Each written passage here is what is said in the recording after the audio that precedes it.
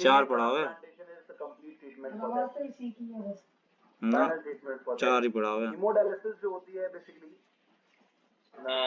इसे artificial kidney भी कहा जाता है। किडनी कंप्लीटली डैमेज्ड हो या आर्टिफिशियल किडनी लगाऊं मैं आपके, तो हीमोडायलिसिस को परफॉर्म किया जाता है। हीमोडायलिसिस जो है that is the separation of certain toxic substances जैसे कि urea, uric acid, hippuric acid, mummy हलवा तो ला दो थोड़ा, जो नाइट्रोजनस वेस्ट है उन्हें रिमूव करने के लिए, एज वेल एज कुछ आयंस को भी रिमूव करते हैं ब्लड से।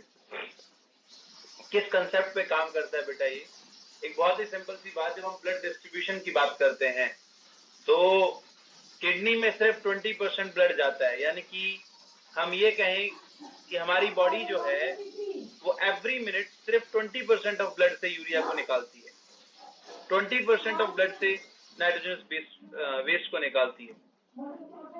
एक्सेसिव आयंस का रिमूवल जो होगा वो भी 20% ब्लड से ही होता है, रिमेनिंग 80% से नहीं होता है। अब अगर मान लो कि किडनी फेल हो जाए तो बॉडी के अंदर, बॉडी के अलग अलग पार्ट्स में रिमेनिंग 80% ब्लड जा रहा है, ठीक है?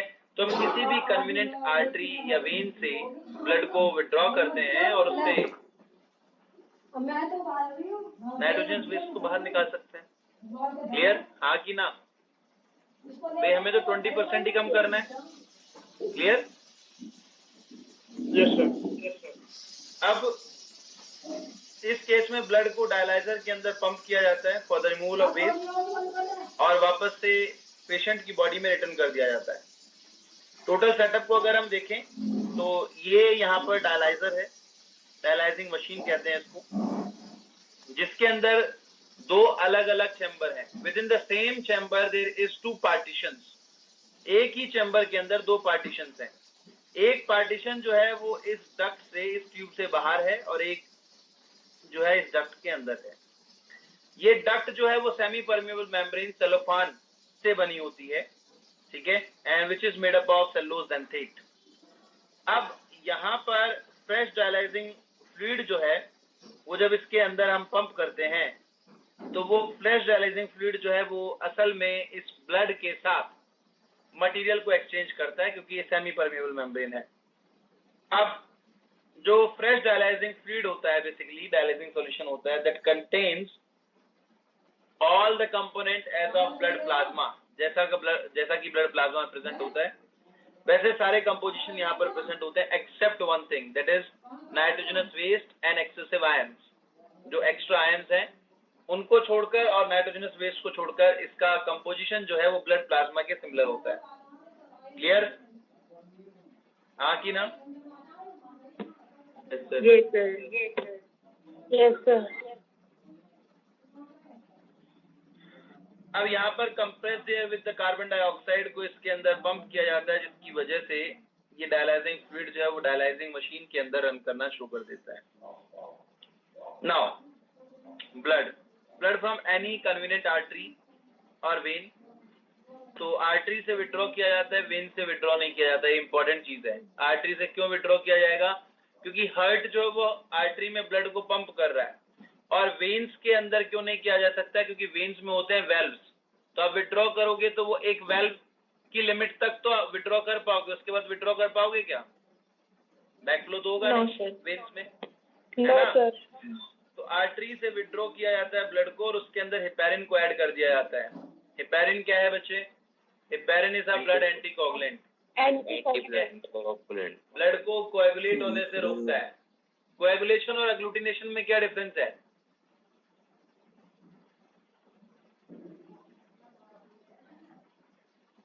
कोएगुलेशन और एग्लूटिनेशन में क्या डिफरेंस है बेटा?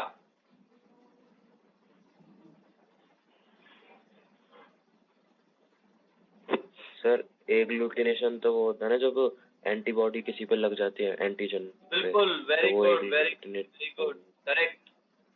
एंटीजन एंटीबॉडी इंटरेक्शन अगर हो रहा है तो एग्लूटिनेशन होगा, ठीक है। और ब्लड का सेमी सॉलिड जेली में कन्वर्ट हो जाना कोएगुलेशन है। Coagulation is not agglutination. Coagulation जो है वो एग्लूटिनेशन नहीं है। एग्लूटिनेशन के अंदर ब्लड सेमी सॉलिड जेली में कन्वर्ट नहीं होता है। अब यहाँ पर यहाँ पर कोएगुलेशन क्यों हो सकता है? जब हम टेम्परेचर को रिड्यूस करते हैं टू 0 डिग्री सेल्सियस, तो 0 डिग्री सेल्सियस पर रिड्यूस करने की वजह से वहां पर कुछ प्रोटीन्स जो है वो इनएक्टिव हो जाते हैं, और इनएक्टिव प्रोटीन्स होने की वजह से वहां पर प्लाज्मा जो है वो फॉर्म्ड एलिमेंट से स्लाइटली अलग हो जाता है। प्लाज्मा के अंदर जो एसोसिएटेड नाइट्रोजनस वेस्ट होता है, जो कि किसी प्रोटीन से जुड़ा हुआ अगर है, तो वो भी उससे अलग हो जाएगा। Now that start moving from high concentration to the low concentration, high concentration से लो कंसंट्रेशन की तरफ वो मूव करना शुरू कर देगा। अब हम ब्लड पंप से इसे डायलाइजिंग ट्यूब के थ्रू होते हुए और डायलाइजर के अंदर पंप कर देते हैं, डायलाइजिंग मशीन के अंदर पंप कर देते हैं। जैसे इसे हम पंप करते हैं तो इसकी सराउंडिंग में जो डायलाइजिंग फ्लूइड प्रेजेंट है उसका कंसंट्रेशन इसके कंसंट्रेशन से कम है कि ज्यादा है? जल्दी से बताओ। कम है। अगर हम बात करें कंपोजिशन की, तो except nitrogenous waste and some ions, dialysing fluid और इस ब्लड के प्लाज्मा का कंपोजिशन सेम है, लेकिन नाइट्रोजनस वेस्ट जो है वो डायलाइजिंग फ्लूइड में नहीं है। तो सेलोफान मेम्ब्रेन से पास होकर नाइट्रोजनस वेस्ट जो है वो इस डायलाइजिंग फ्लूइड में पहुंच जाएगा, हाँ कि ना? बोलो भाई। Yes, sir. Yes, sir. Now this one is the used dialyzing fluid. The used dialyzing fluid contains nitrogenous waste and excessive ions. Excessive ions जो हैं वो यहाँ पर प्रेजेंट होंगे। क्लियर? हाँ कि ना? Yes, sir. Yes. Now the blood is purified, nitrogenous waste और ions, excessive ions को रिमूव कर दिया गया इससे, and now antiheparin is added to it. Antiheparin जो blood anticoagulant के अगेंस्ट काम करेगा। Now this blood brings back to the body temperature and then after pumped into the veins. इसे पंप कर दिया जाता है वेन्स में। जनरली रेडियल आर्टरी और रेडियल वेन को यहाँ पर कंसिडरेशन में लिया जाता है, because there is one reason कि वहां पर जो ब्लड का फ्लो है दैट इज ऑल्सो द 20%। जितना किडनी में जाता है अप्रोक्सीमेट नंबर ऑफ ब्लड जो है वो यहाँ पर फ्लो करता है। क्लियर? क्लियर है बच्चे? Yes, sir. Yes sir. कोई डाउट Yes, इसमें sir. किसी को? सर हाँ जी। सर इसमें जो वो रेडियल आर्टरी से हम ब्लड लेते हैं, तो जो रेडियल आर्टरी की बॉडी को सप्लाई दे रही है वो सप्लाई बॉडी तक पहुंचती है क्या? क्योंकि फिर हम डायलाइजर में डाल देते हैं ना उस ब्लड को। तो बेटा पूरा ब्लड जो होता है वो कम्प्लीटली विड्रॉ थोड़ी ना होता है। थोड़ा सा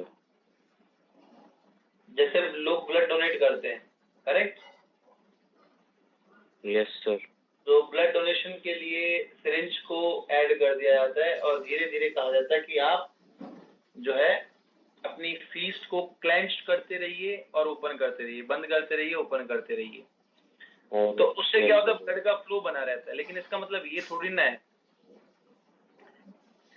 कि कंप्लीट ब्लड जो है वो उस यूनिट में भरा जा रहा है और हाथ में नमनेस आ जाएगी, ऐसा तो नहीं है ना?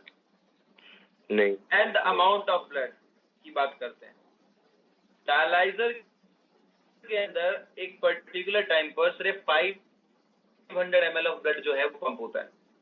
500 ml कितना हुआ? Half the value of the kidney, correct? Yes sir. तो अप्रोक्सीमेट अमाउंट जो है इसका वो कम है। Then after time taken by the dialyser 6 hours लगते हैं basically clean complete body nitrogenous waste.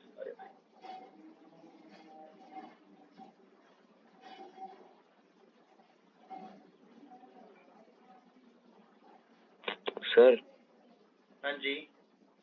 Sir एक क्वेश्चन और था कि जब हम मतलब डायलिसिस कर रहे हैं, अगर किडनी किसी की मतलब फेल हो गई और थोड़े टाइम के लिए जब तक डायलिसिस करते हैं उसकी, तो किडनी में जाने वाला जो 20% ब्लड है उसमें जो न्यूट्रिएंट है वो तो यूरिन में आ जाएंगे ना।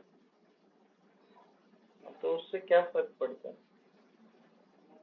सर फिर बॉडी का वो जो ग्लूकोज लेवल है और वो सब वो कम नहीं होगा, क्योंकि हम डायलिसिस से ग्लूकोज थोड़ी देर बॉडी को।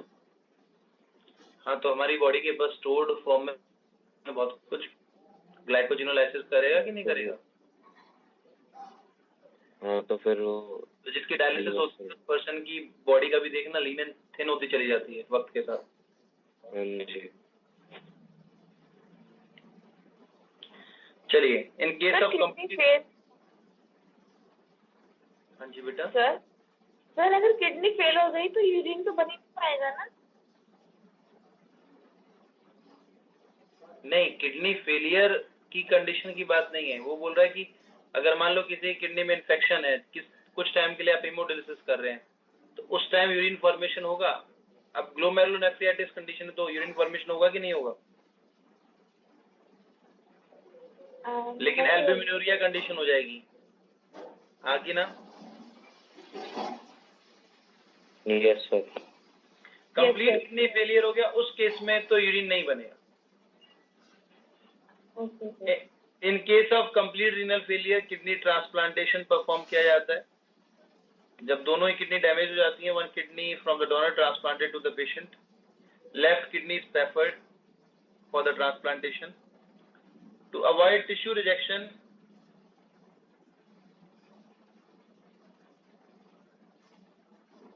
फॉर ट्रांसप्लांटेशन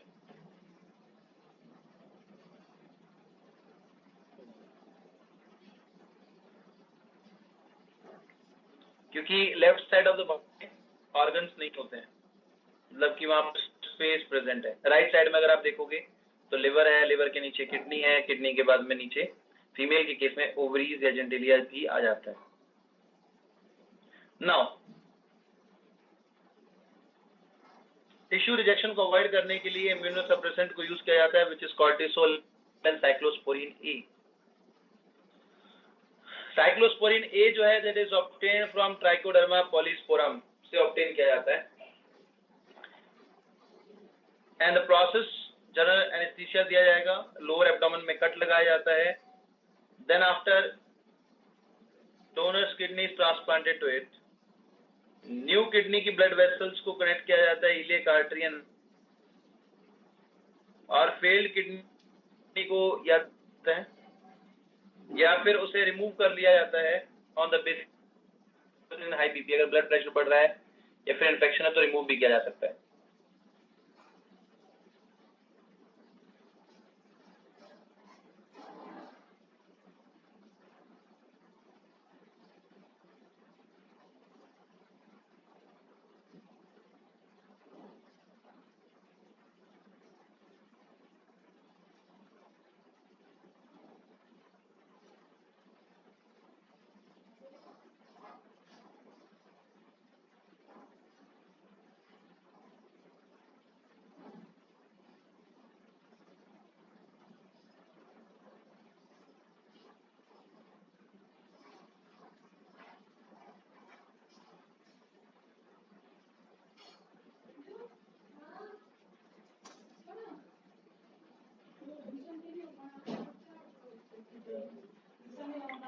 चलिए, then after next one is tissue grafting and chances of rejection. Tissue grafting का मतलब है बेसिकली किसी भी पर्सन के अंदर जब कोई भी ऑर्गन ट्रांसप्लांट होता है उससे पहले बहुत सारी डिफरेंट चीजों को रेसिपिएंट डोनर की मैचिंग की जाती है, antibody matching, blood group matching, और एक और है that is major histocompatibility complex और HLA, ह्यूमन ल्यूकोसाइट एंटीजन। इसको हम 12th क्लास के सिलेबस में पढ़ेंगे ह्यूमन हेल्थ एंड डिजीज में। अब ऑटोग्राफ्ट, अगर खुद का टिश्यू ग्राफ्ट किया जा रहा है, कॉस्मेटिक सर्जरी के लिए बेसिकली किया जाता है ये, तो चांस ऑफ रिजेक्शन नहीं है वहां पर, क्योंकि मैच करवाने की जरूरत ही नहीं है, सब सेम है, सब सही है, इम्यूनोसप्रेसेंट की भी जरूरत नहीं है। अगर आइडेंटिकल ट्विंस है तो जेनेटिक मेकअप जो है वो दोनों का सेम है, तो रिसेप्टर्स जो होंगे वो भी अप्रोक्सीमेटली सेम होंगे, चांसेस ऑफ रिजेक्शन नेग्लिजिबल होते हैं। और यहाँ पर इम्यूनोसप्रेसेंट की जरूरत पड़ती है, but that is at the low level, only during surgery. Next one is allograft. Allograft में सिबलिंग्स, रिलेटिव्स और पेरेंट्स की बॉडी ऑर्गन्स को ट्रांसप्लांट किया जा सकता है if in that case MSC, blood group और एंटीजन मैच हो जाए।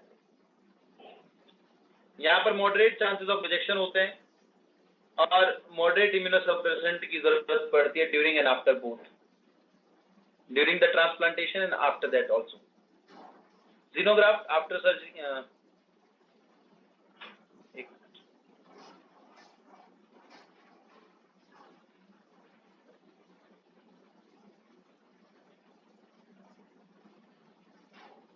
xenograft is basically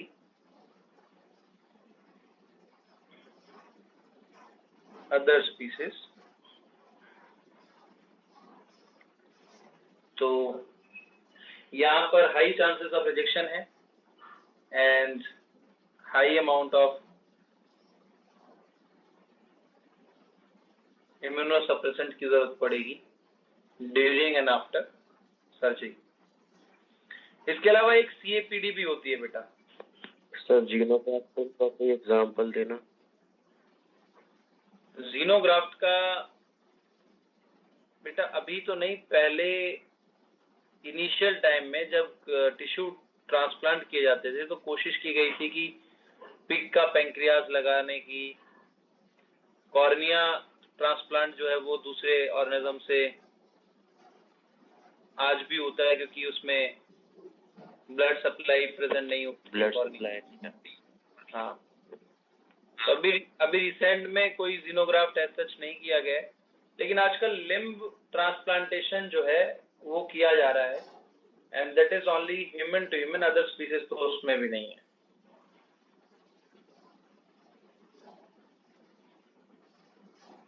okay sir.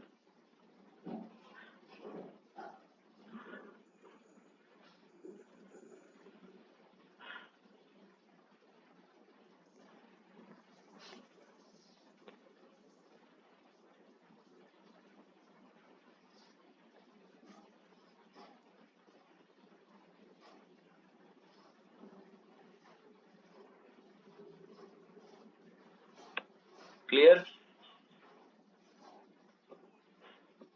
Yes sir.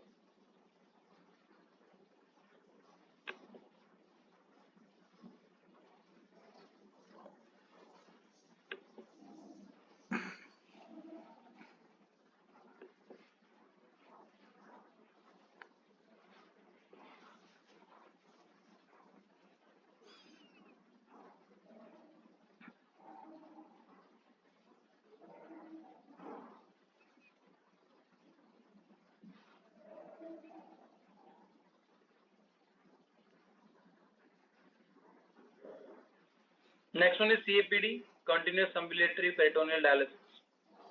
Cheap होती है ये और लेस टाइम टेकिंग है। Instead of cellophane membrane body की पेरिटोनियम को यूज किया जाता है इसके लिए फॉर डायलिसिस। डायग्रामेटिक रिप्रेजेंटेशन इसका। वैसे एक क्वेश्चन दिया गया है आपके मॉड्यूल में CAPD को लेकर, इसलिए मैं आपको ये बता रहा हूँ।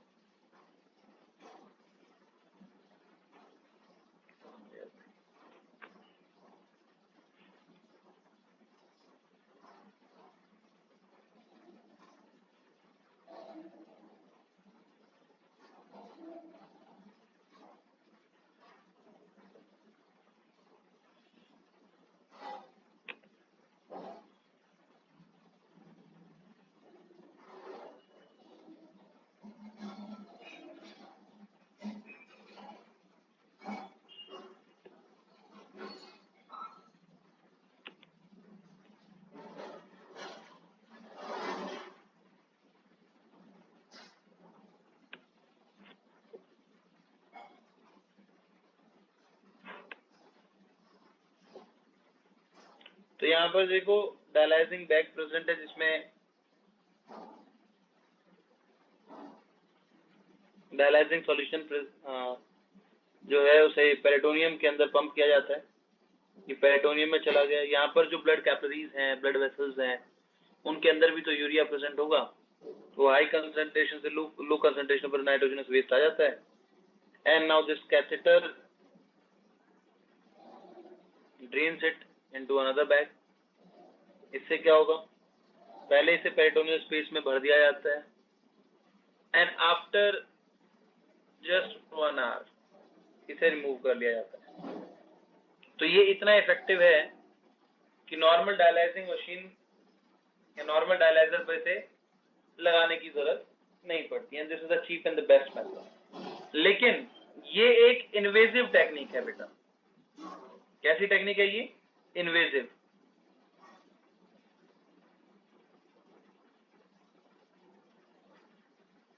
क्लियर? हाँ कि ना? बोलो भाई। Yes yes sir. Yes clear हुआ?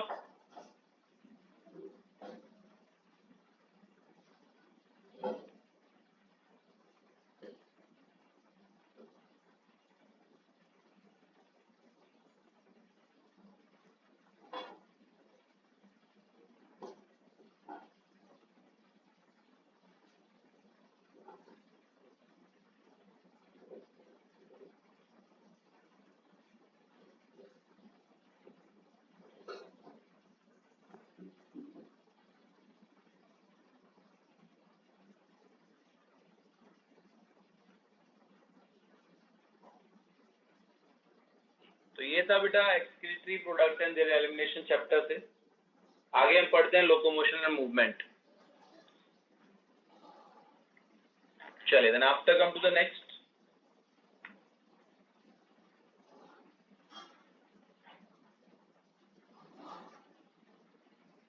Locomotion and movement.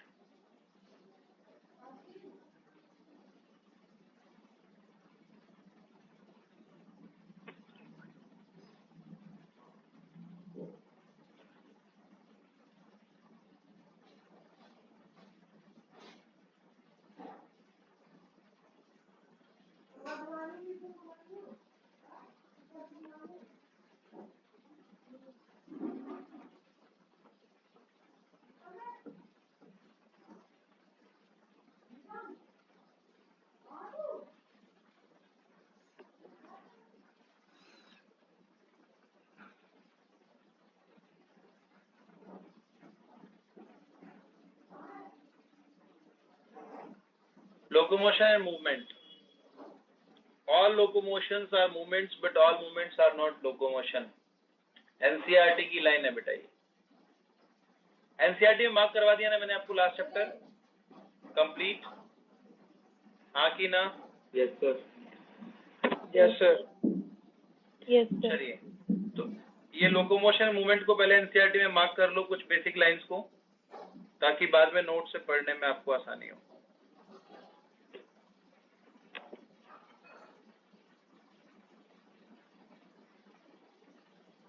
फटाफट मार्क कीजिए बेटा इसे, फिर आगे पढ़ाता हूँ।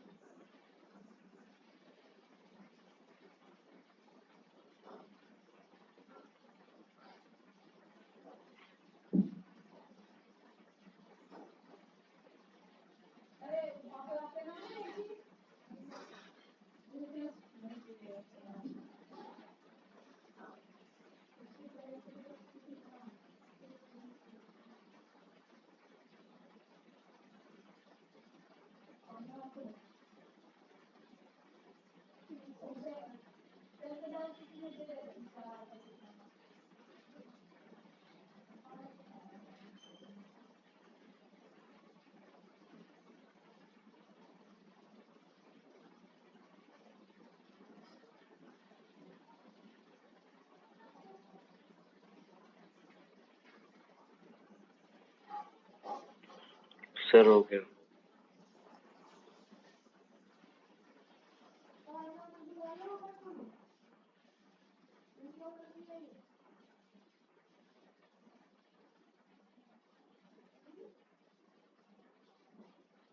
सर हो गया। Done sir.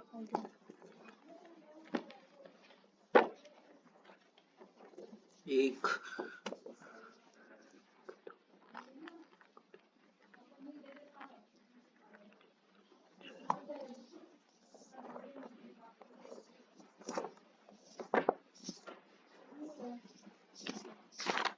मार्क कर लिया बेटा? Yes sir. Yes sir. Yes sir.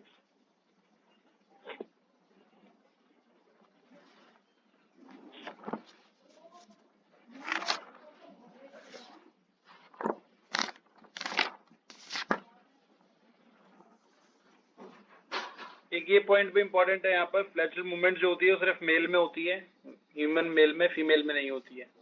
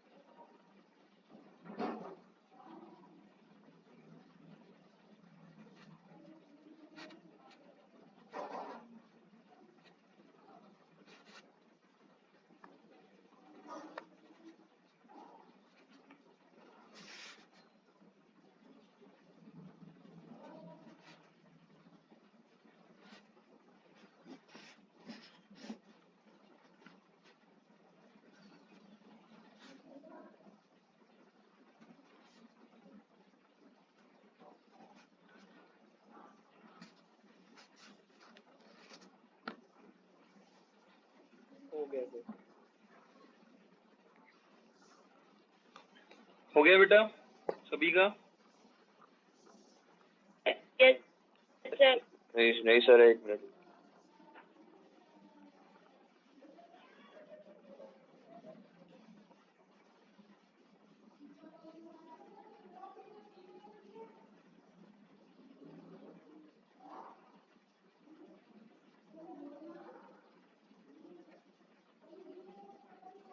अरे मम्मी रात को रह गई हूँ।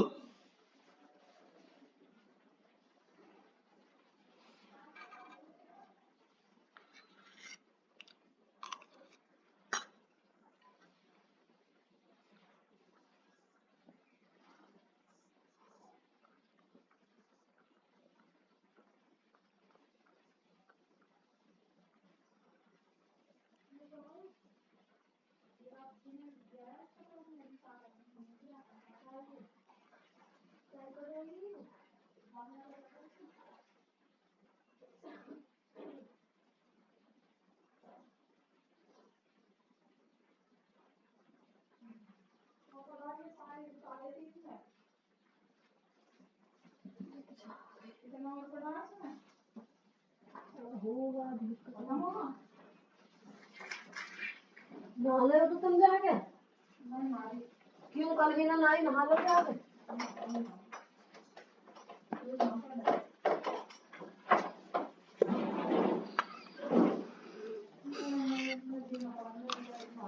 आपका जी की सीधी ने करा भी है।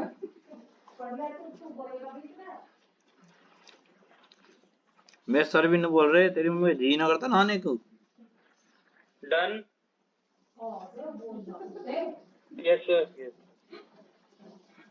Yes sir. माँ का ड्यूटी लगा दिया मैं, अभी आ गया पता है। जब उसे कहे ना वो किससे लगा था है ना वो ना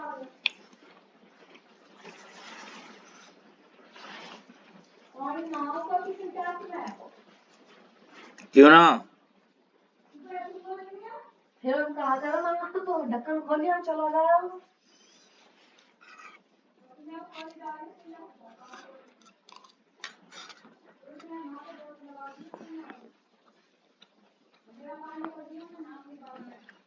अभी तो मना कर रही हूँ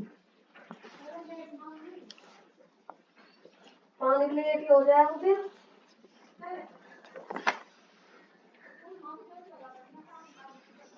पोछा तो लगा लो, पोछा लगा के नहा लो।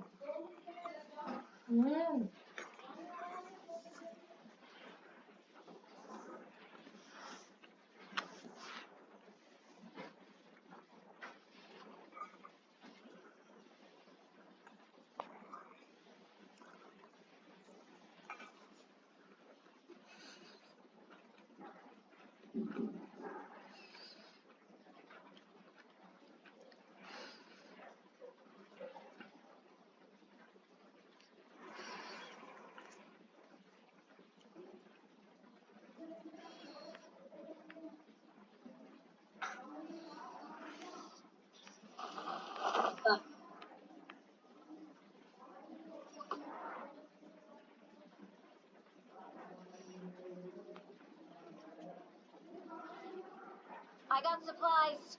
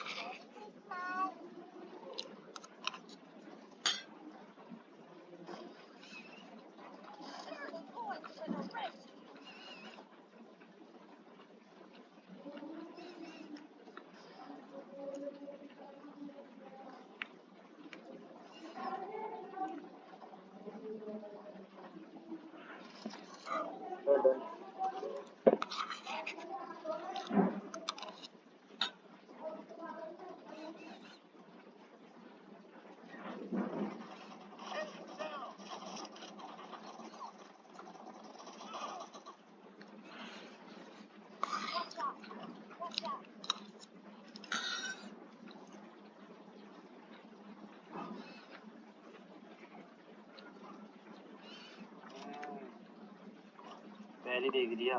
डन बच्चे, कर लिया बेटा सभी ने? Yes sir. Yes sir.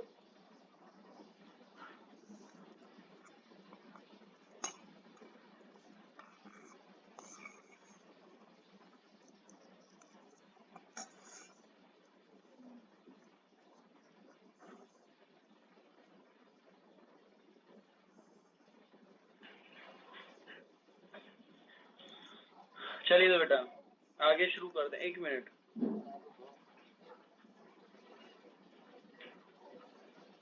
एक इम्पोर्टेंट पॉइंट रह गया है। हाँ, ये वाला पेज, इसको भी मार्क करो बेटा।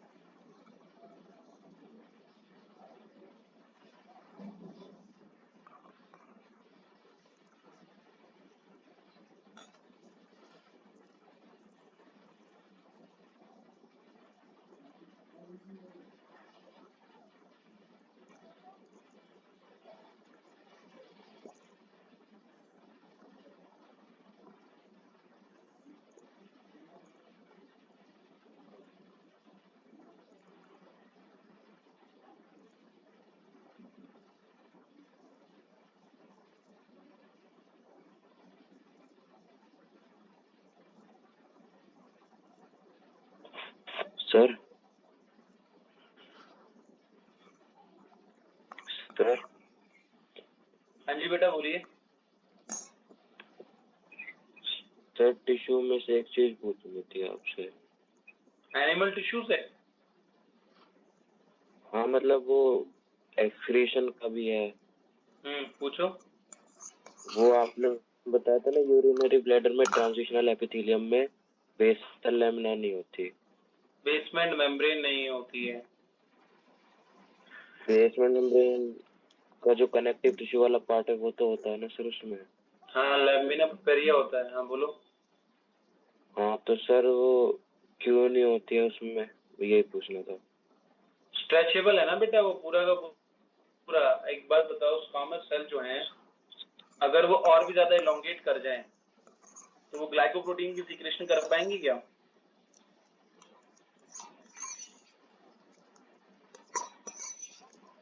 No sir.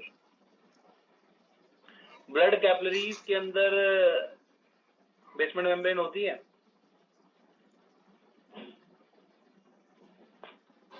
नहीं। पोरस होती है ना, उसमें भी तो स्क्वामस सेल ही है।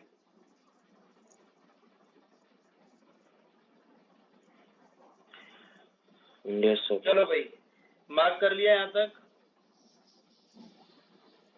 ये है पेज नंबर 304। हो गया बेटा 304 तक मार्क? चलिए अब एनसीईआरटी की line to line.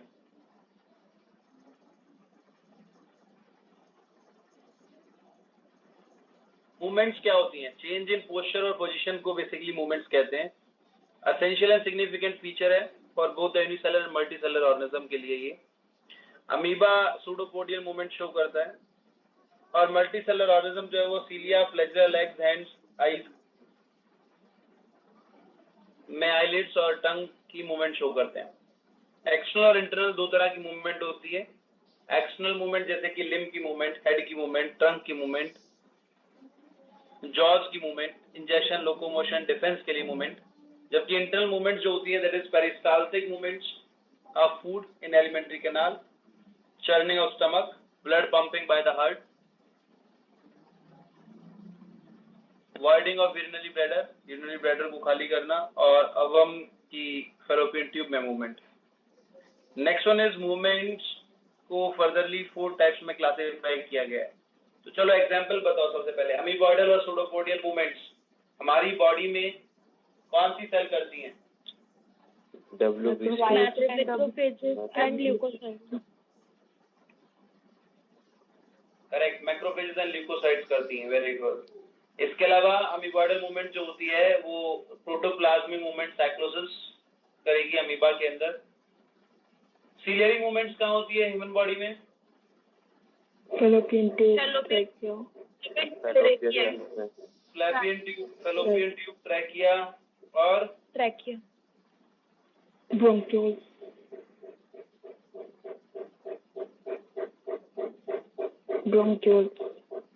Correct, bronchioles.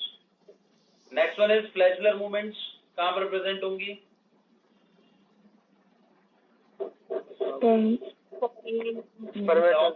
Sperm and muscular movement skeletal system की मूवमेंट होती है। बेटा यही सब एग्जांपल्स हैं जो हमने यहाँ पर लिखे हैं।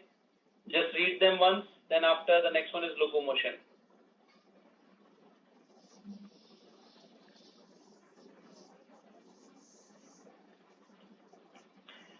सिलेरी मूवमेंट्स में अदर ऑर्गेनिज्म में एग्जांपल है पैरामीशियम जो कि सिलेरी मूवमेंट कराता है।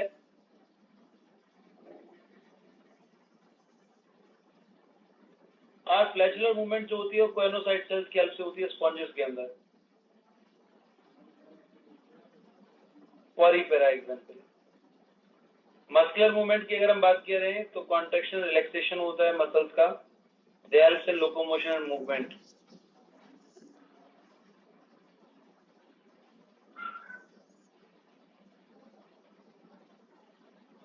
लोको stands for location, motion stands for movement. अगर कोई भी ऑर्गेनिज्म एक जगह से दूसरी जगह मूव करता है तो उसको हम लोकोमोशन बोलते हैं। फंक्शंस क्या होंगे बेटा इसके according to the NCERT? Migration, finding mate, sexual partner को फाइंड करना basically, searching and building of shelters, cave का सर्च करना या शेल्टर बनाना, प्रेडेटर से बचना, सुटेबल ब्रीडिंग ग्राउंड को सर्च करना, and procurement of food, food की सर्च करना बेसिकली। ये सब एनसीईआरटी में लिखा गया है एक ही लाइन में। अंडरलाइन किया है ना सभी ने? भी फर्स्ट पेज पर सेकेंड लास्ट पैराग्राफ जो दिया गया है उसके अंदर गिवन है ये। यस, बिल्कुल लास्ट में in a single line it is given. Clear? Then after next one is types of muscles. Muscles 3 तरह की होती हैं, ये बेसिक हम पहले पढ़ चुके हैं यहाँ पर। और जो यहाँ पर एनसीईआरटी में मेंशन स्ट्रक्चर है ये भी हम पहले पढ़ चुके हैं। तो give it a quick revision. इसको दोबारा से तो नहीं लिखवाऊंगा मैं, कुछ नया पढ़ेंगे।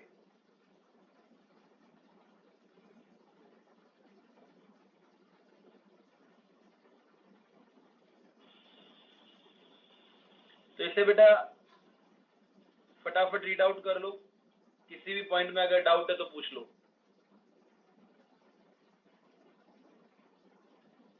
Give it a reading. Then after कुछ और डिफरेंसेस हैं, उनको हम उस चैप्टर में पढ़ेंगे।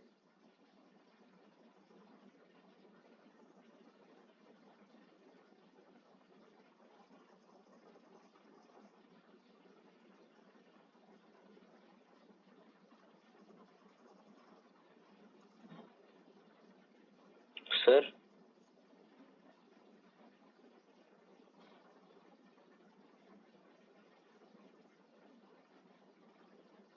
हाँ जी बेटा बोलो। सर कार्डियक मसल में भी तो स्ट्राइएशन होती है।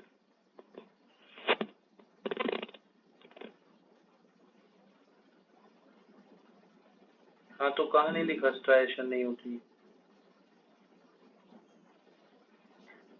नहीं, वो विसल स्केलेटल मसल को आपने स्ट्राइटेड मसल अलग से लिख रखा है, तो मुझे लगा। हाँ तो स्केलेटल मसल्स को स्ट्राइटेड बोलते हैं क्योंकि उनका जो स्ट्राइएशन होता है वो डार्कर होता है than the cardiac one. Okay sir.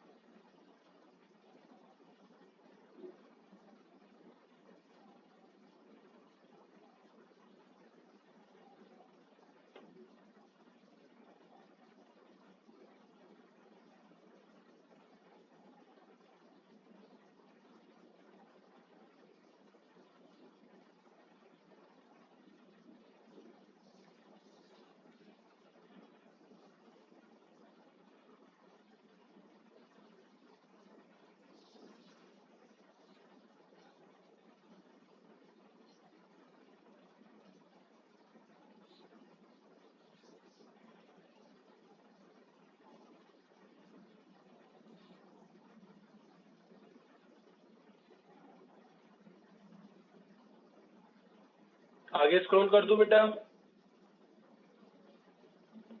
Yes sir. फटाफट रीडिंग लगाओ इसकी, फिर आगे बढ़ते हैं।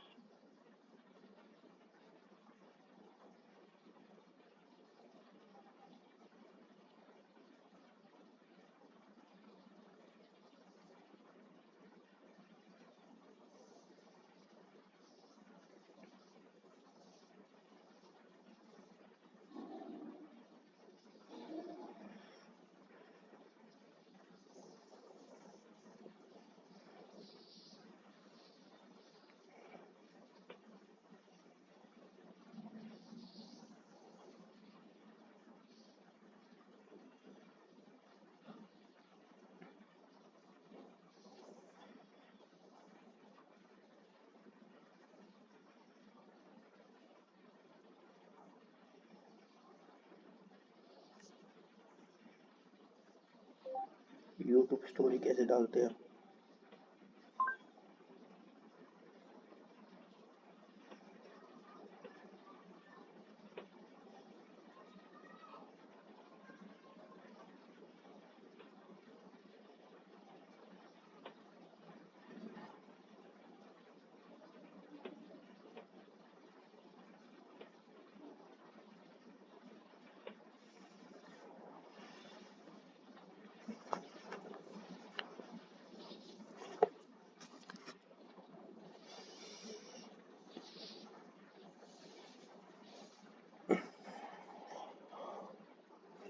It was ruptured blood.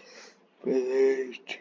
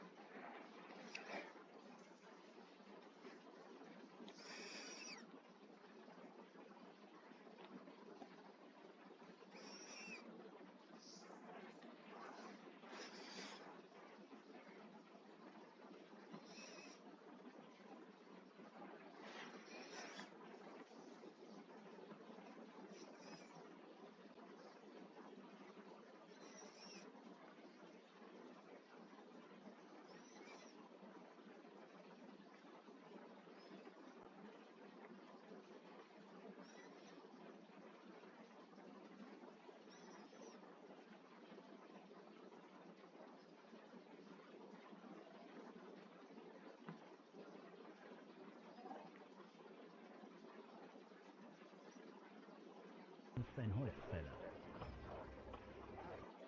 Hey Ravi, welcome to my channel and good morning from Egypt. I just got to Egypt yesterday and this is a country I've been wanting to visit since for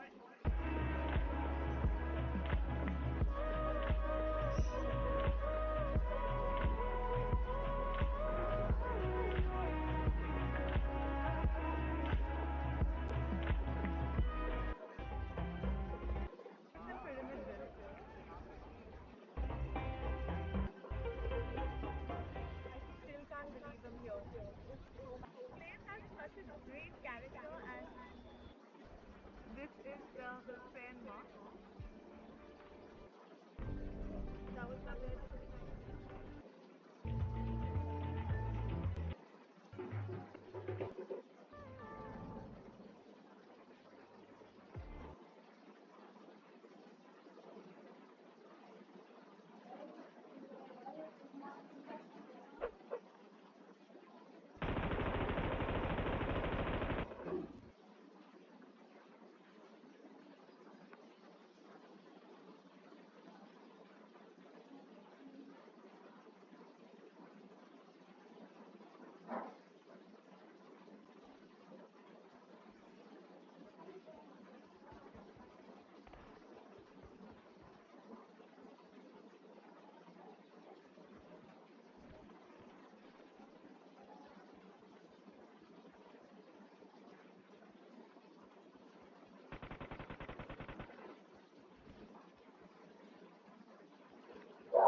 Done beta. Yes, sir. Then after transfer section of skeletal muscle, हालांकि locomotion movement में दिया गया है, लेकिन मैंने आपको ये पहले पढ़ा दिया फर्स्ट चैप्टर में, तो आप इसे एक बार रिवाइज कर लीजिए। स्लाइडिंग फिलामेंट थ्योरी को भी दोबारा से नहीं पढ़ाऊंगा क्योंकि ये भी मैंने आपको फर्स्ट लेक्चर में पढ़ा दिया, मतलब फर्स्ट चैप्टर में पढ़ा दिया था।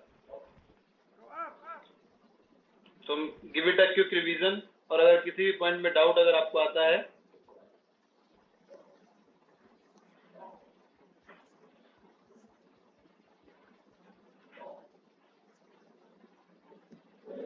तो आप पूछ सकते हैं।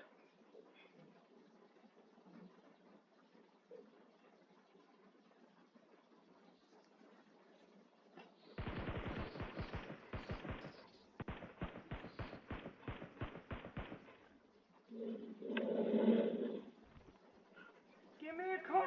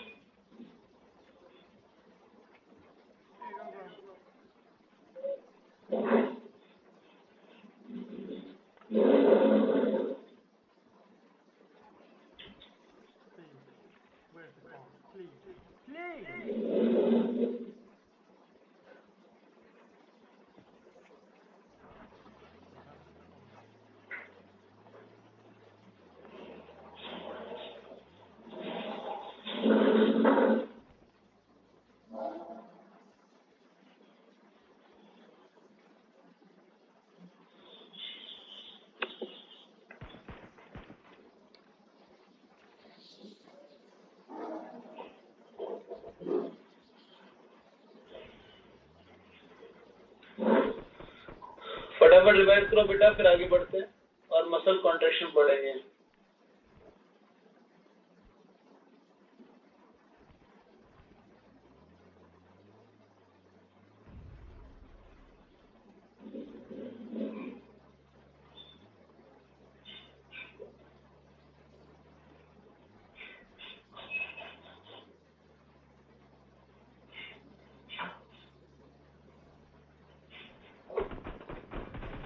सर हाँ जी बेटा। सर एंडोमाइसिन किसकी कवरिंग होती है?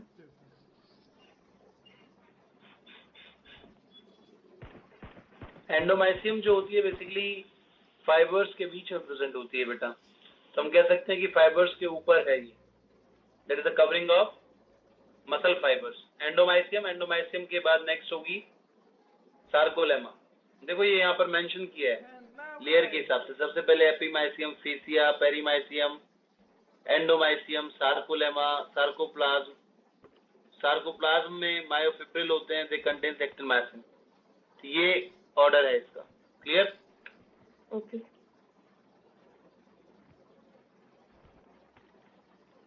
सर मायोसाइट के अंदर मायोफिलामेंट होते हैं ना? मायोसाइट के अंदर, myocyte is basically myofibre. Myofibre के अंदर मायोफिलामेंट और मायोफिब्रिल्स भी कह सकते हैं हम उनको, क्लियर? बट मायोफिब्रिल जो है that is having the arrangement of myofilaments in a organised manner, clear? ये देखो यहाँ पर ये एक मायोफाइबर है यहाँ से लेकर यहाँ तक। अब इसके अंदर मायोफिलामेंट्स के अरेंजमेंट है, तो मायोफिलामेंट्स के अरेंजमेंट को मायोफाइबर कहते हैं। तो एनसीईआरटी ने इसको मेंशन किया है, ये देखो, a characteristic feature of muscle fiber is the presence of large number of parallelly arranged filaments in the sarcoplasm called myofilaments और myofibrils। इसे क्या कहा जाएगा? मायोफिब्रिल्स कहा जाएगा, क्लियर?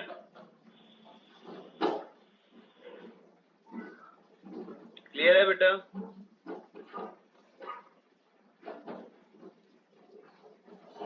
सर दोबारा बता दें। एनसीईआरटी है तुम्हारे पास? Yes sir. एनसीईआरटी में जो टीएस ऑफ स्केलेटल मसल दिया है उसके नीचे 4th या 5th लाइन में देखो डार्क में लिखा होगा मायोफिब्रिल।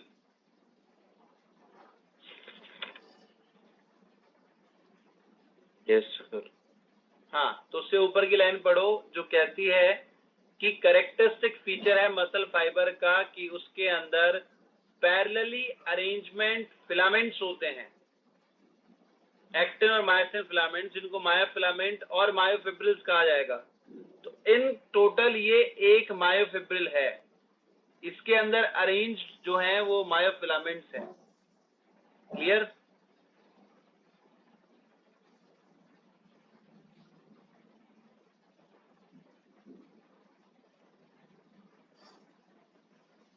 Yes sir.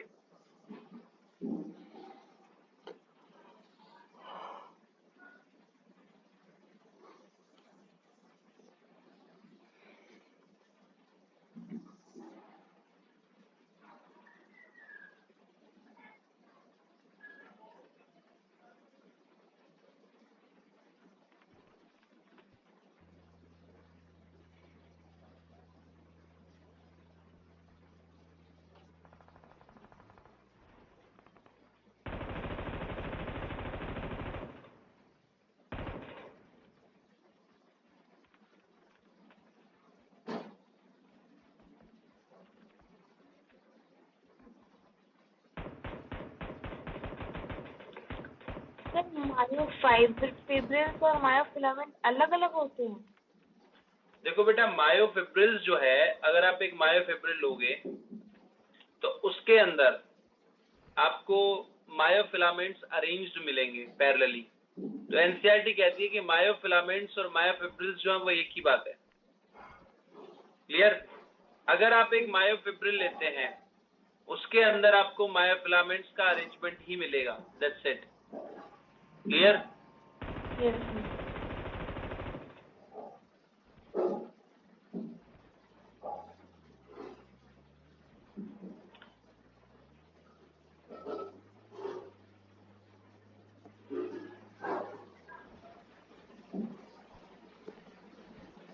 क्लियर है यहाँ तक? अब ड्यूरिंग कॉन्ट्रैक्शन क्या होगा बेटा, ये एक डायग्राम है।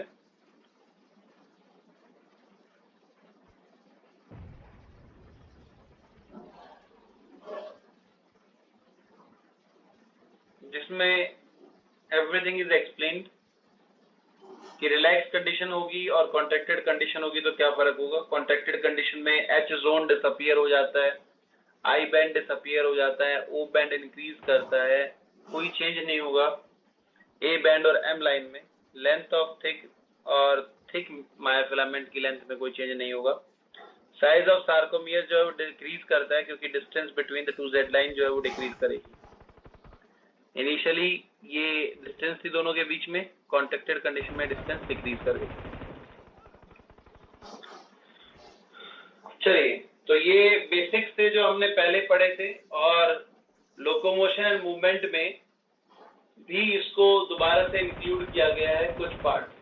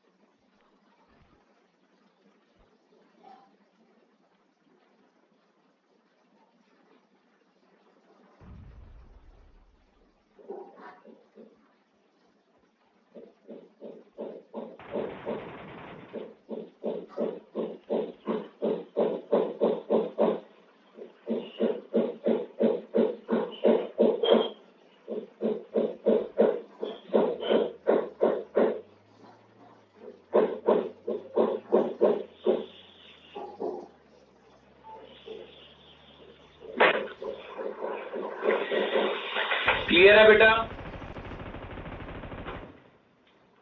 यस। आगे बढ़े। अगर अब भी किसी को किसी पॉइंट में डाउट है तो पूछ सकता है।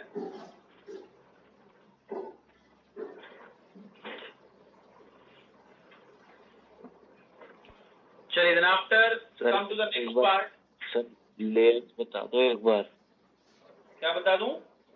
लेयर्स ये मायोफिब्रिल, मायोफिलामेंट, एपिमाइसियम ये। बेटा मेरी बात ध्यान से सुनो। जब शुरुआत में पढ़ाया था ये और ये बताया था, ये देखो सबसे आउटरमोस्ट एपिमाइसियम, फिर फेशिया, फिर पेरीमाइसियम, उसके बाद एंडोमाइसियम, उसके बाद सार्कोलेमा, फिर सार्कोप्लाज्म, सार्कोप्लाज्म के अंदर मायोफिब्रिल, मायोफिब्रिल के अंदर parallelly arranged actin and myosin filaments होते हैं। इसमें क्या नया बताना है?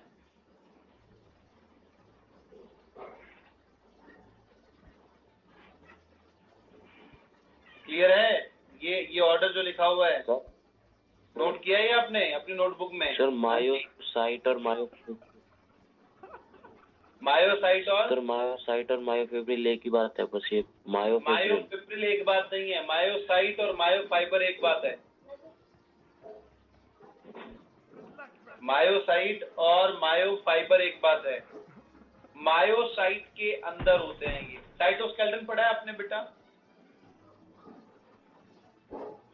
यूकारियोटिक सेल का साइटोस्केलेटन जो होता है उसके अंदर माइक्रोट्यूब्यूल्स होते हैं, पढ़ा है कि नहीं ये? Yes sir. हाँ, अब ये सोचो कि जो मसल सेल है ना उसमें वो माइक्रोट्यूब्यूल की जगह मायोफिब्रिल्स हैं। जैसे साइटोप्लाज्म में माइक्रोट्यूब्यूल्स होते हैं, इसी तरह से मसल के सार्कोप्लाज्म के अंदर मायोफिलामेंट्स होते हैं, मायोफिब्रिल्स होते हैं। क्लियर? और सर मायोफिलामेंट क्या होता है फिर? मायोफिब्रिल ये होते हैं तो मायोफिब्रिल जो है असल में उसके अंदर पैरेलली अरेंज्ड एक्टिन और मायोसिन प्रोटीन होते हैं, उनको मायोफिलामेंट्स कहा जाता है।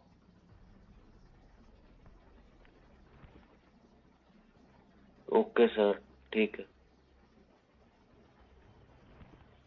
ये जो स्ट्रक्चर यहाँ पर आपको दिखाई दे रही है ये एक मायोफिब्रिल है। इसके अंदर जो आपको वायलेट कलर में दिखाई दे रहा है वो मायोसिन है, और जो ग्रीन कलर में दिखाई दे रहा है वो एक्टिन है। और एक्टिन जहां पर बीच से बाइसेक्ट होता है, करता है, उसको जेड लाइन बोलते हैं। तो ये जो पैरेलल अरेंजमेंट है मायोफिलामेंट्स का, इसी को ही मायोफिब्रिल कहा जाता है। क्लियर?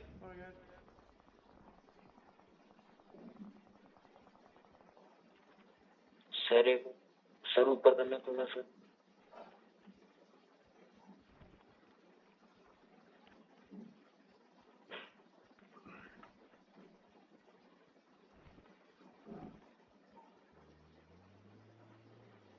जितने भी मायोफिब्रिल है ये सब एक मसल्स के अंदर मसल फाइबर लिखा हुआ है। हाँ, तो मसल फाइबर मायोसाइट हो गई ना, मायोफाइबर हो गया वो।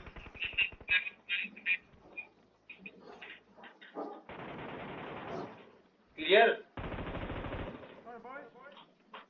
हाँ। अब उसके सार्कोप्लाज्म के अंदर, सार्कोप्लाज्म के अंदर ये मायोफिब्रिल्स हैं, जिनके अंदर पैरेलली अरेंज्ड मायोफिलामेंट्स हैं। Sorry, bro. I didn't see you.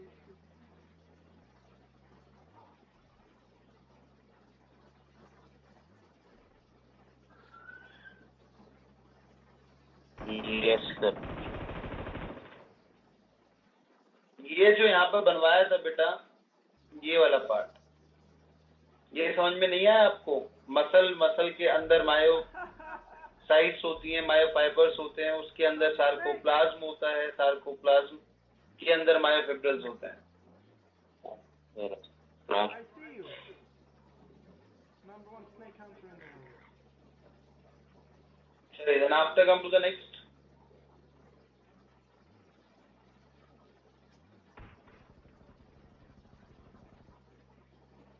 Some other points, जैसे कि स्केलेटल मसल, कार्डियक मसल्स और स्मूथ मसल्स के अंदर कुछ और डिफरेंसेस हैं।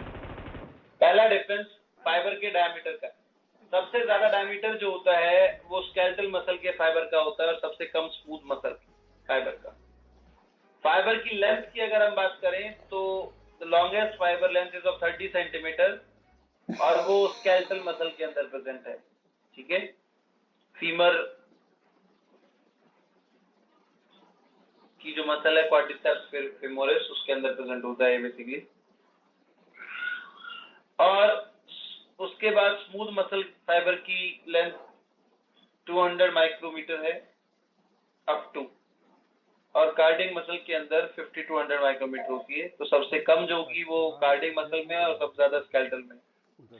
कनेक्टिव टिश्यू की बात करें तो स्केलेटल मसल्स पर एपिमाइसियम, पेरीमाइसियम, एंडोमाइसियम प्रेजेंट होता है। They are well arranged. Simple सी वीडियो है। देन आफ्टर कार्डियक और स्मूथ मसल्स के अंदर सिर्फ एंडोमाइसियम प्रेजेंट होता है। कॉन्ट्रेक्टाइल प्रोटीन की अगर हम बात करें तो वेल ऑर्गेनाइज्ड है इन case of cardiac and smooth, sorry cardiac and skeletal muscle, लेकिन स्मूथ मसल के अंदर ये ऑर्गेनाइज नहीं होते हैं। सार्कोप्लाज्मिक रेटिकुलम की अगर हम बात करें तो अबंडेंट होंगे स्केलेटल मसल में, उत्तराखंड से मॉडरेट होते हैं पहले दिल्ली आए कार्डियक में, तो 1-2 साल and scanty in smooth muscle. इसलिए स्मूथ मसल बहुत स्लो कॉन्ट्रैक्ट करती है। कैल्शियम आयन का सार्कोप्लाज्म जो रिलीज है वो बहुत स्लो रहता है, सार्कोप्लाज्मिक रेटिकुलम का नंबर कम होने की वजह से। Next one is transverse tubules. Transverse tubules वो हैं बेटा जो कि सोडियम आयन को रिसीव करते हैं। In case of smooth muscles ये एब्सेंट होते हैं, but in case of skeletal muscles along with the A band I band होंगे, and along with the Z line present होंगे कार्डियक मसल। कैल्शियम आयन का source क्या है बेटा? तो स्केलेटल मसल के अंदर सिर्फ और सिर्फ सार्कोप्लाज्मिक रेटिकुलम होता है, लेकिन कार्डियक मसल्स और स्मूथ मसल्स के अंदर एक्स्ट्रा सेलुलर फ्लूइड से भी कैल्शियम आयन आता है। ऑटोरिदमिसिटी स्केलेटल मसल में एब्सेंट होती है, कार्डियक मसल्स और विसरल मसल्स के अंदर प्रेजेंट होती है। मतलब कि तू बहुत भोला है, जब तू उसके पास जाएगा, उससे बात करेगा, तभी तो कुछ बात बनेगी। कुछ तू 2 शब्द बोल, फिर वो तुझे कुछ रिप्लाई करेगी। और भाई रीजनरेशन अभी नहीं, सबसे ज्यादा इन कंपैरिजन स्मूथ मसल में होगा और कार्डियक मसल में कोई रीजनरेशन नहीं होता है। स्केलेटल मसल्स लिमिटेड वे में रीजनरेट कर सकते हैं। रेगुलेटरी प्रोटीन स्मूथ मसल्स के अंदर कैलमोडुलिन और myosin light chain kinase present होता है। कैसे चिल करूं यार? कार्डियक मसल और स्केलेटल मसल के केस में ट्रोपोनिन एंड ट्रोपोमायोसिन प्रेजेंट होगा। Next one is ultra structure of कल तक प्रोजेक्ट नहीं दिया ना तो मार्क्स नहीं लगेंगे। अबे छोड़ना, प्रोजेक्ट तो है, देख लेंगे। Skeletal muscles. तो स्केलेटल मसल्स जो हैं, तेरी बात तो एकदम ठीक है, पर ये छुट्टियां मेरा काम करेगा?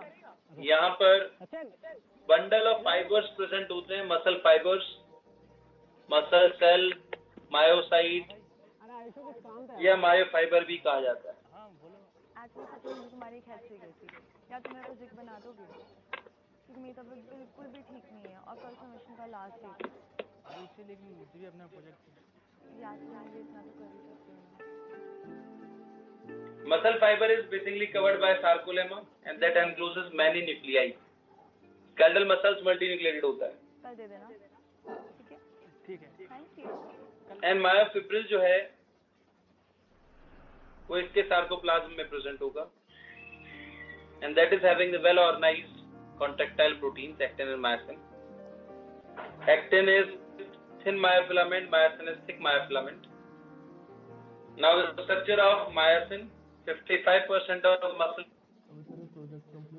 है वो मोनोमेरिक यूनिट इसकी मीरोमायोसिन होता है। हेडपोल शेप्ड होगा ये और 6 पॉलीपेप्टाइड चेन्स यहाँ पर होती हैं। Heavy meromyosin and light meromyosin. Heavy meromyosin में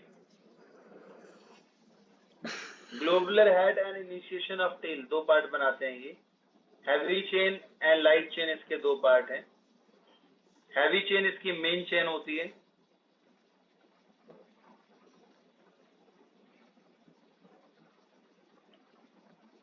मेन चेन एंड लॉन्गेस्ट। और लाइट चेन जो है वो बाइंडिंग साइट्स बनाते हैं एटीपी और एक्टिन के लिए and they are the part of heavy myromycin, 2 on each side. In case of light myromycin, LMM जो कि सिर्फ टेल की फॉर्मेशन करता है and that contains only heavy chain. कुछ इस तरह की स्ट्रक्चर होगी बेटा। ये हैवी चेन्स LMM की फॉर्मेशन करती हैं लाइट मीरोमाइसिन की और एंटीरियरली जाकर यही हैवी चेन्स लाइट चेन से जुड़ती हैं। अब यहाँ पर 4 लाइट चेन्स प्रेजेंट होंगी। एक लाइट चेन जो है वो एटीपी बाइंडिंग साइट बनाएगा और दूसरी लाइट चेन जो है एक्टिन बाइंडिंग साइट बनाता है and that forms globular head. यहाँ पर टेल जो है that always faces M line. Cross bridge की जो टेल है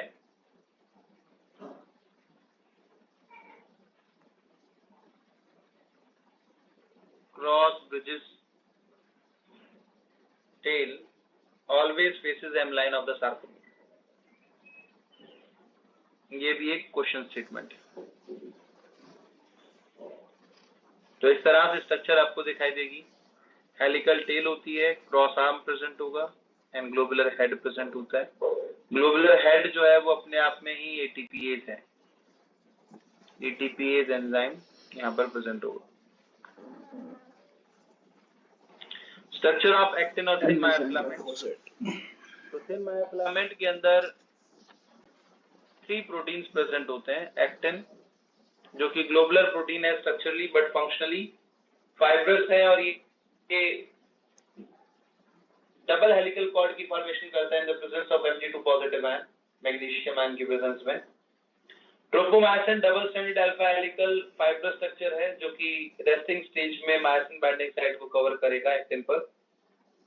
और ट्रोपोनिन, यहाँ पर 3 पॉलीपेप्टाइड्स हैं जो कि ग्लोबुलर होते हैं, टीपीटी, टीपीसी,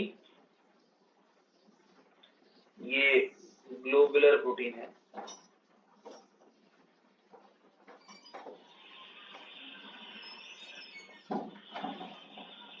तो टीपीटी, टीपीसी और TPI.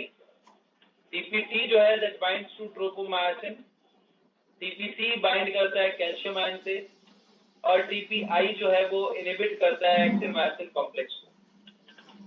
Now the structure of thin myofilament कुछ इस तरह से दिखाई देगा। Thin myofilament, this is the structure. बीच में यहाँ पर ब्लू कलर में एफेक्टिव मेंशन्ड है, and this violet colour line is of tropomyosin जो कि डबल हेलिकल स्ट्रक्चर है, और इसके साथ जुड़े होते हैं ट्रोपोनिन। नाउ ये ट्रोपोनिन जो है वो बेसिकली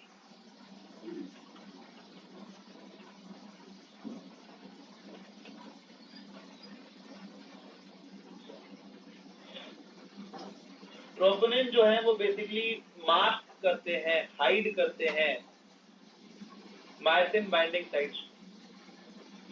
जैसे ही कैल्शियम आयन आकर इन पर बाइंड करता है तो ये स्लाइड कर जाएंगे और मायोसिन बाइंडिंग साइट एक्सपोज हो जाएगी, and then after myosin head जो है वो आकर अटैच कर जाता है बाइंडिंग साइट पर। कुछ इस तरह से काम करेगा। ये मायोसिन बाइंडिंग साइट्स हैं on either side, tropomyosin present होता है, उसके साथ साथ ट्रोपोनिन एम जो कि ट्रोपोमायोसिन से कनेक्ट करेगा, टीएनसी, और ये टीएनटी भी लिख सकते हैं, ट्रोपोनिन टी जो कि ट्रोपोमायोसिन से जुड़ता है। टीएनसी कैल्शियम आयन से बाइंड करेगा, और टीएनआई जो है वो इनहिबिट करता है एक्टिन मायोसिन कॉम्प्लेक्स। अब जैसे ही कैल्शियम आयन आएगा तो कैल्शियम आयन इस टीपीसी से बाइंड करता है और ट्रोपोनिन मूव कर जाएगा हैवी होने की वजह से, and that exposes myosin binding site. ये मायोसिन बाइंडिंग साइट को एक्सपोज कर देगा। नेक्स्ट वन, मोटर यूनिट किसे कहते हैं? तो न्यूरॉन जब मसल्स को इनर्वेट करते हैं for the transmission of signal to the muscle fibre, that is basically called motor unit. एक सिंगल फाइबर जो होता है वो एक सिंगल न्यूरॉन के कंट्रोल में होता है। Neuromuscular junction, that is the junction between nerve fibre and muscle fibre. Nerve और मसल फाइबर के बीच का जंक्शन जो है वो न्यूरोमस्कुलर जंक्शन कहलाता है। इस पेज में किसी भी बच्चे को कोई भी डाउट है तो पूछ लीजिए बेटा, अदरवाइज हम आगे बढ़ते हैं और बात करेंगे मैकेनिज्म ऑफ मसल कॉन्ट्रैक्शन की। सर हाँ जी बेटा, एक बार एचएमएम और एलएमएम के बारे में बता दीजिए। एचएमएम क्या है?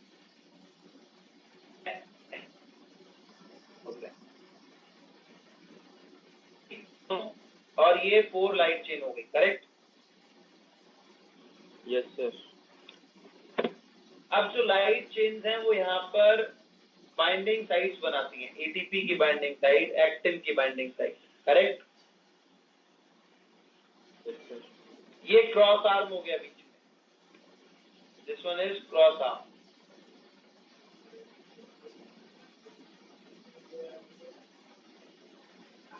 और आगे ये टेल की फॉर्मेशन कर देते हैं, क्लियर? Yes sir. जो टेल बना रहा है उसमें सिर्फ हैवी चेन्स प्रेजेंट है, दिख रहा है? Yes sir. इस पार्ट को हम एलएमएम बोलते हैं, जिसमें सिर्फ हैवी चेन्स है, जिसमें हैवी और लाइट चेन दोनों है, that is HMM, heavy meromyosin. Okay.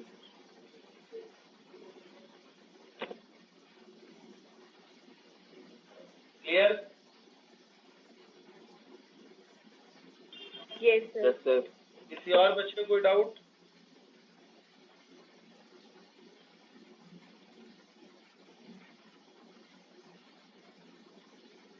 Sir myosin binding site कहाँ पे होती है? ट्रोपोमायोसिन पे होती है कि एफ एक्टिन के फिलामेंट पे होती है? एफ एक्टिन पर होती है बेटा। डायग्राम देखा नहीं आपने ध्यान से? ये देखो एफ एक्टिन पर है ना, ट्रोपोमायोसिन तो मास्किंग करता है उसको हाइड करके रखता है। ट्रोपोनिन क्या करता है फिर? देखो जब ट्रोपोनिन के ऊपर कैल्शियम आयन बाइंड करेगा ट्रोपोनिन के ऊपर, तो कैल्शियम आयन के बाइंड करने से ये पूरा मॉलिक्यूल हैवी हो जाएगा, correct? Yes sir. Heavy molecule हो जाएगा तो ये स्लाइड करेगा। Okay sir.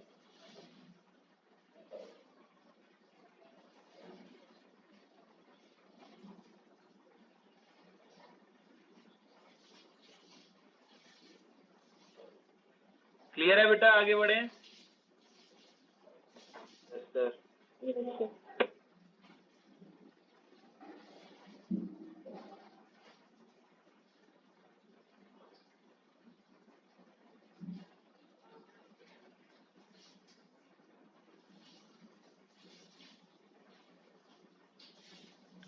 mechanism of muscle contraction.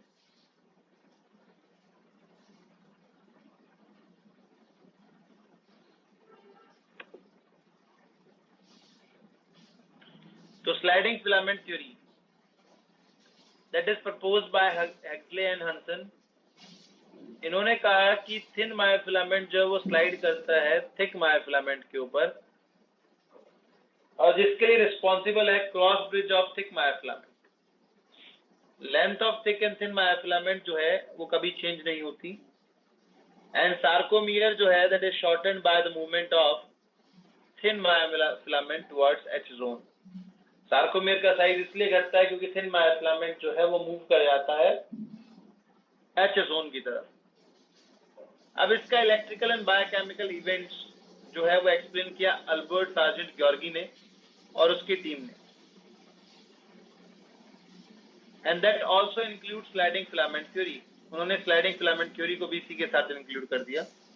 उन्होंने कहा कि नर्व इम्पल्सेस सार्कोप्लाज्मिक रेटिकुलम से रिलीज करवाती हैं कैल्शियम आयन को, and that forms cross bridge.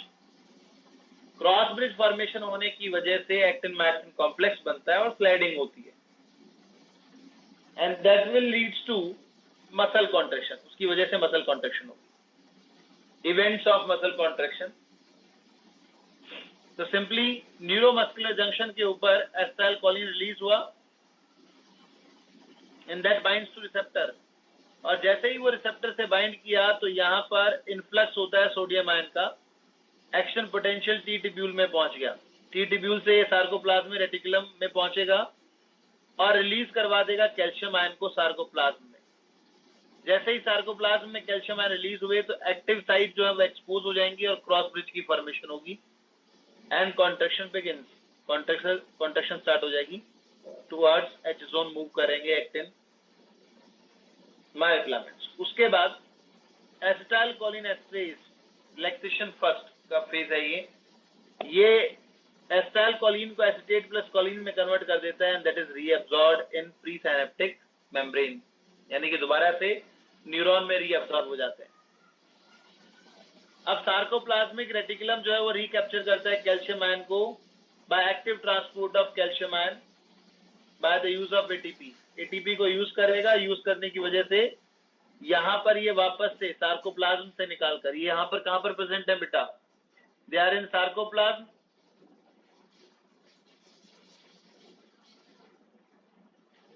Calcium ion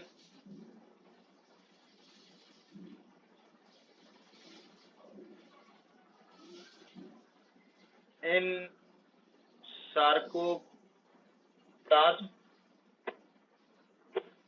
तो सार्कोप्लाज्म से उनको रीअब्सॉर्ब कर लिया जाता है सार्कोप्लाज्मिक रेटिकुलम में। देखो यहाँ पर कम हो गए, यहाँ पर वापस से ज्यादा हो गए। इसकी वजह से सार्कोप्लाज्म के अंदर कैल्शियम आयन की कमी हो जाएगी, वो टीपीसी से बाइंड नहीं करेगा, तो एक्टिव साइट्स जो है अब कवर हो जाएंगी, कोई क्रॉस ब्रिज की फॉर्मेशन नहीं होगी, कॉन्ट्रैक्शन एंड हो जाएगा, and relaxation occurs, that returns to the passive state. Now detailed explanation. तो नर्व इम्पल्सेस जब एक्सॉन टर्मिनल पर पहुंचते हैं तो वो ट्रिगर कर देते हैं एसिटाइलकोलिन के रिलीज को। एसिटाइलकोलिन जो डिफ्यूज हो जाता है सिनेप्टिक क्लेफ्ट में और एक्शन पोटेंशियल जनरेट कर देता है by the influx of sodium ion. Action potential sodium ion का इन्फ्लक्स है। अब यहाँ पर एस्टाइल कोलिन एस्टेरेज जो होता है वो साइनेप्टिक क्लेफ्ट के अंदर एस्टाइल कोलिन को डिस्ट्रॉय कर देता है ताकि दूसरा मसल एक्शन पोटेंशियल जो है वो जनरेट ना हो पाए। Now the next one, action potential जो कि ट्रांसवर्स ट्यूब्यूल से ट्रेवल करके यहाँ पर सार्कोप्लाज्मिक रेटिकुलम में पहुंचता है, वो कैल्शियम आयन को सीक्रेट करवाएगा and that begins contraction by calcium ion जो है वो बाइंड कर जाएगा ट्रोपोनिन के ऊपर, ट्रोपोनिन सी के ऊपर बाइंड करता है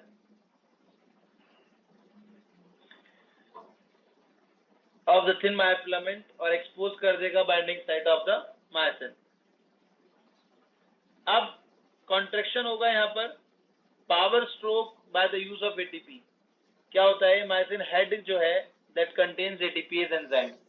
हम टर्म लिखते हैं एटीपीएज एंजाइम कंटेन करता है, but myosin head itself ATPase enzyme protein है वो भी। वो एटीपी को एडीपी प्लस पीआई में कन्वर्ट करेगा और लिबरेट करवा देता है in presence of M2 positive and calcium ion. Energise myosin head जो है वो एक्टिन बाइंडिंग साइट के ऊपर जाकर बाइंड कर जाता है and then after sliding occurs.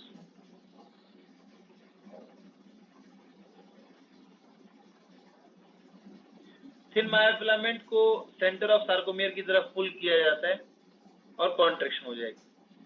Next, calcium ion को एक्टिवली ट्रांसपोर्ट किया जाता है by the use of ATP to the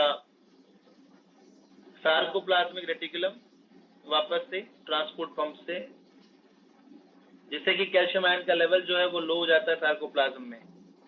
और ट्रोपोनिन ट्रोपोमायोसिन जो होते हैं वो दोबारा से स्लाइड बैक कर जाते हैं और मायोसिन बाइंडिंग साइट को ब्लॉक कर देते हैं and then after muscle relax कर जाएगी। इसी तरह से स्लाइडिंग होती है बेटा, जो इसका सेकेंड पार्ट है। इसमें बताया गया है कि रेस्टिंग फाइबर्स के ऊपर क्रॉस ब्रिज नहीं होते। जैसे ही मायोसिन हेड एक्टिवेट होगा, एडीपी प्लस पीआई में कन्वर्ट होगा, तो वो एनर्जी लिबरेट करेगा, क्रॉस ब्रिज की फॉर्मेशन हो जाएगी and that causes power stroke. Filament अंदर की तरफ स्लाइड करेगा, एडीपी प्लस पीआई रिलीज होते हैं। अब मायोसिन हेड जो है वो लाइट हो गया, हल्का हो गया, तो वो अलग नहीं हो सकता। तो एडीपी जो है वो फॉस्फोक्रिएटिनाइन के साथ मिलकर एटीपी बना देती है that again enters to the myosin head. Heavy होने की वजह से कॉम्प्लेक्स ब्रेक कर जाता है in the presence of TPI और मसल रिलैक्स कर जाती है। एटीपी हेडलाइज हो जाता है अगेन से और वो अपनी ओरिजिनल ओरिएंटेशन पर पहुंच जाएगा। अब इससे जो क्रिएटिनाइन निकलता है that is the muscle waste, उसको हम मसल वेस्ट कहते हैं बेटा। तो आज के लिए इतना ही। आज की फाइल का पासवर्ड रहेगा 3282।